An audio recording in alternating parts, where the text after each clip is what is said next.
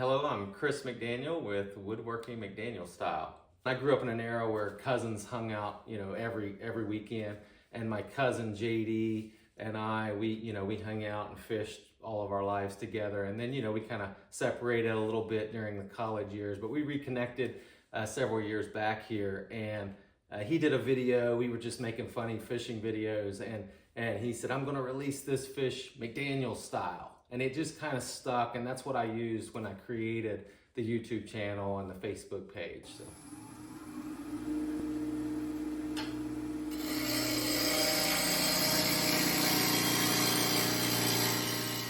Well, my dad was really into woodworking when I was growing up, and he did a lot of fancy carvings like wood ducks that you could, he would wood burn those things for months, and it was almost like you could blow on the feathers. And I tinkered with wood carving, and I just wasn't great at it. And, I kind of did a little bit of that and gave some carvings to people, and they still thank me for them to this day. But I kind of went, high school, college, and got away from, doing any woodworking. And then I built a house, bought some property here in Vinton County, because we're not from here originally. So we moved here in 2005. And I started buying woodworking tools to build furniture and build my house first and then build furniture. So I built, our bed, our dining room table, end tables, all that kind of stuff. And then I bought a lathe, and I really enjoyed making things on the lathe. So that's where I spend most of my time, is right here. So as I was learning on the lathe, I would post pictures on Facebook. And I remember Penny Alzier and some other people down where I grew up in Cold Grove, Ohio, would ask me, "Hey, would you sell these?" And at the time, I'm learning. And so when I would make a small bowl, it would take me 30 hours to make a bowl. And I'm like, nobody is going to pay, if I charge $5 an hour, nobody's going to pay that much. So I didn't sell anything for a while, but eventually I got, several years went by, and I got much better to where I could make things quicker. And then I posted some pictures, had a lot of, as you're making things, it starts building up in the house.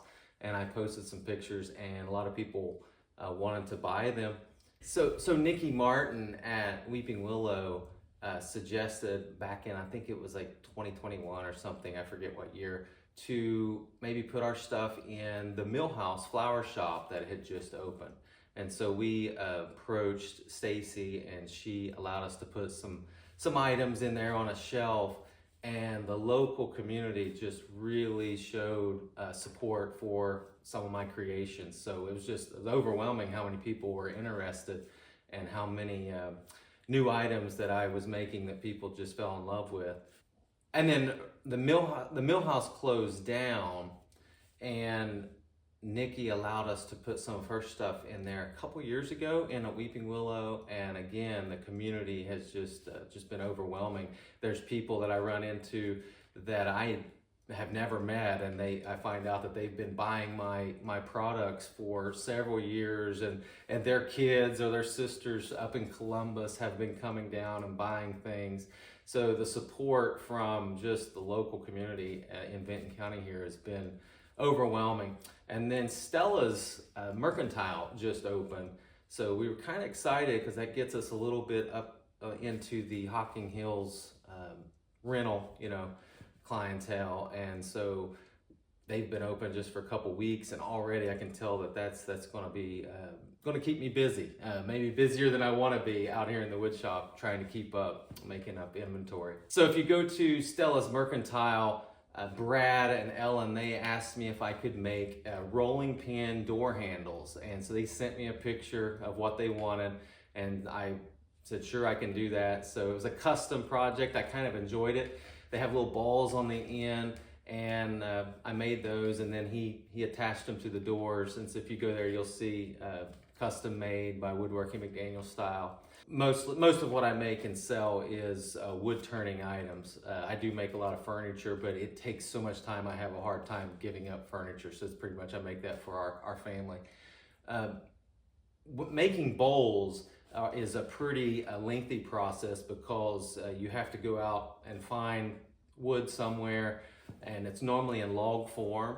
So I have some of my earlier bowls, which I'll show you. I would find them along the ditch, you know, in Vinton County. Almost all my products come right from Vinton County. It's just logs. Someone cuts a tree down and they're like, hey, do you want some of this? Or I'll drive by and I'll see some wood and I'm like, oh, that looks pretty. And I'll ask them. I'll be a complete stranger. Say, hey, do you care if I take a couple sections of that log to use for wood turning? And then the bowls is just really a lengthy process because I have to cut those in half, and then I have to paint the ends and seal them, and then I can turn them into a bowl immediately if I want to, and then I have to let them dry for like 6 months to a year before I finish turn them, because as they dry they will warp, and if I don't turn them immediately I have to let them dry for like a year or two, and then I turn them, so hollow them out and round them. And so that's another complete process.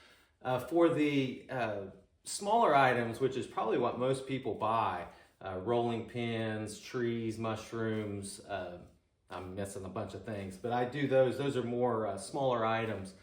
I get a lot of ideas from YouTube, watching YouTube, or my wife's looking at Pinterest.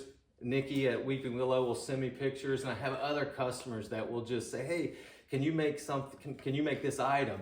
And it gives me ideas, and I have a whole list of things that people have suggested that I make, and then when I get in the mood, I try those, and I try to put my own spin on them. So if someone asks me, hey, can you make a bird?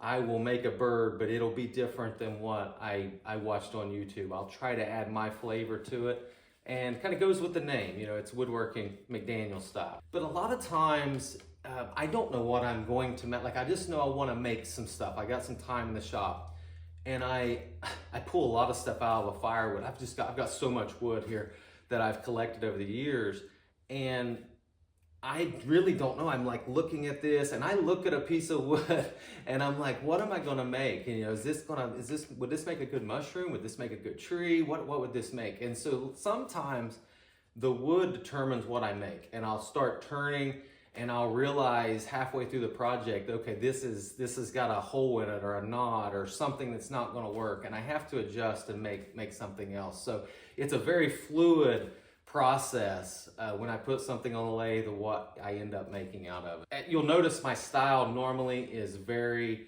let the wood do the talking. So I normally don't add a lot of flair like stains or epoxies or anything to my work. Normally I let God is the one that shows the beauty. So as I turn, the wood grains just come out. So all I put on there is what I call wood butter, which you know you'll see at the shops, and it's just beeswax and a little bit of mineral oil in it. So it just keeps the natural beauty of the wood showing. Probably the favorite piece I've made is our dining room table. So I made a dining room table out of ambrosia maple. It's wormy maple. It has little streaks. And, you know, it's like 7 foot long. It sits in our dining room, and my kids have built puzzles and sat up there and did homework. And so lots of memories with that table. One thing that I really have struggled on marketing, but I always want to let people know, is that if you've got grandpa's tree, or you want something from your house or your farm, if a tree's dying and someone has to cut it down or whatever, that if you want something special with some sentimental value, I can take a piece of that wood, I can turn a bowl, rolling pin, a tree or whatever. That's an idea. If people want something, want to keep a memory or sentimental value from some tree, I can do that. You can follow us on Woodworking McDaniel Style on Facebook, also Woodworking McDaniel Style on YouTube. On YouTube, I started that channel about 3 years ago, and it actually has taken off pretty well. So it's more of, we have some farm projects and things that we do with the kids where I'm making like a floating dock or whatever, but it's a lot of how to actually do the wood turning, so I guide it step by step. So a lot of my followers are not local, they're people across the world that I'm teaching how to do woodworking, but you might find it interesting.